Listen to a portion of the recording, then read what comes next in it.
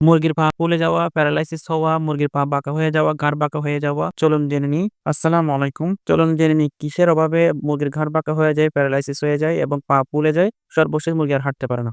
Vitamin D এর অভাবজনিত রোগ। শরীরের হাড় এবং ডিমের কোষা গঠনের জন্য অত্যন্ত ক্যালসিয়াম ও ফসফরাস এর কার্যকারিতার জন্য এই ভিটামিন অত্যন্ত জরুরি।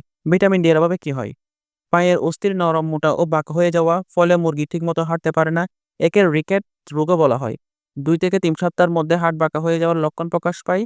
ঠোঁট, হাড়, পায়ের নখ নরম হয়ে যায়, ফলে মুরগির হাঁটুর উপর ভর দিয়ে চলে। দৈহিক বৃদ্ধির ওজনের তারতম্য দেখা দেয়। চলুন জেনে নেওয়া যাক ভিটামিন বি1 এর অভাবে কি হতে পারে। পানিতে দ্রবণীয় ভিটামিন ডি এর অভাবে খুব তাড়াতাড়ি রোগের লক্ষণ প্রকাশ পায়। খাদ্যের অধিক পরিমাণ শর্করা বা কার্বোহাইড্রেট এবং সে অনুযায়ী প্রয়োজনীয় পরিমাণ ভিটামিন বি1 বিদ্যমান না থাকায় এর অভাবজনিত লক্ষণ দেখা দেয়। অভাবজনিত লক্ষণ হচ্ছে অরুচি এবং খাদ্য গ্রহণের অনীহা, দৈহিক ওজন হ্রাস ও শুষ্ক পালক, দুর্বলতা এবং হাঁটতে অনীহা, জিমা ভাব, গাঁট বাঁকানো বা গুঁড়ি উল্টো দিকে করে রাখা ইত্যাদি লক্ষণ প্রকাশ পায়। কখনো কখনো মুরগির ঘাড় পেছন দিকে বাঁকা করে ঊর্ধ্বমুখী হয়ে অবস্থান করে। একে স্টার গেজিংও বলা হয়। চলুন জেনে নিয়ে যাক ভিটামিন বি এর অভাবে কি হয়। সূর্যের অতিবেগুনি রশ্মি এবং খাবারের পানিতে পিএইচ অম্লান ভিটামিন বিকে নষ্ট করে ফেলে। অভাবজনিত লক্ষণ: বাচ্চার অবস্থা প্রথমে কয়েক সপ্তাহ ও ভিটামিনের অভাব হলে মুরগির মধ্যে দৈহিক দুর্বলতা ও অপর্যাপ্ত বৃদ্ধি হয়। শুকিয়ে যাওয়া এবং স্বাভাবিক পালক গজায় না। পাতলা পায়খানা হয়।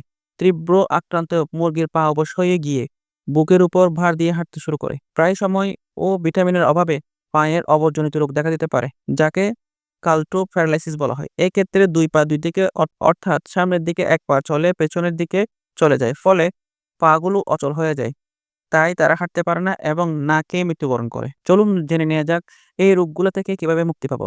ভিটামিন ডি এর অভাবের জন্য আপনি বাজারে অনেকগুলো ক্যালসিয়ামের ওষুধ পেয়ে যাবেন। ক্যালডি ইত্যাদি ওষুধ পেয়ে যাবেন। এই ওষুধ রাতের বেলায় ১ গ্রাম ১ লিটার চালালে আপনার এই সমস্যা সলভ হয়ে যাবে। এখন বি1, বি2 এর জন্য কি খাওয়াবেন? বি1, বি2 এর জন্য আপনারা থাইওবিন নামক বাজারে বিভিন্ন ধরনের ওষুধ পেয়ে যাবেন। আপনারা যদি এই ওষুধগুলা বাচ্চা অবস্থায় কন্টিনিউ করেন, ইনশাল্লাহ ঘাড় বাঁকা হয়ে যাওয়া, প্যারালাইসিস হয়ে যাওয়া এবং মাথা উল্টা দিকে ঘুরানোর এই সমস্যাগুলা সলভ হয়ে যাবে। আর অবশ্যই চেষ্টা করবেন বাচ্চা অবস্থায় ৩ থেকে ৬ দিন বা ৬ থেকে ৮ দিনের মধ্যে এই ওষুধগুলা চালিয়ে ফেলার জন্য। ক্যালসিয়াম রাতে দিবেন। আর থাইওবিন যে ওষুধটা পেয়ে যান বাজারে ওটা সারাদিন চলবে।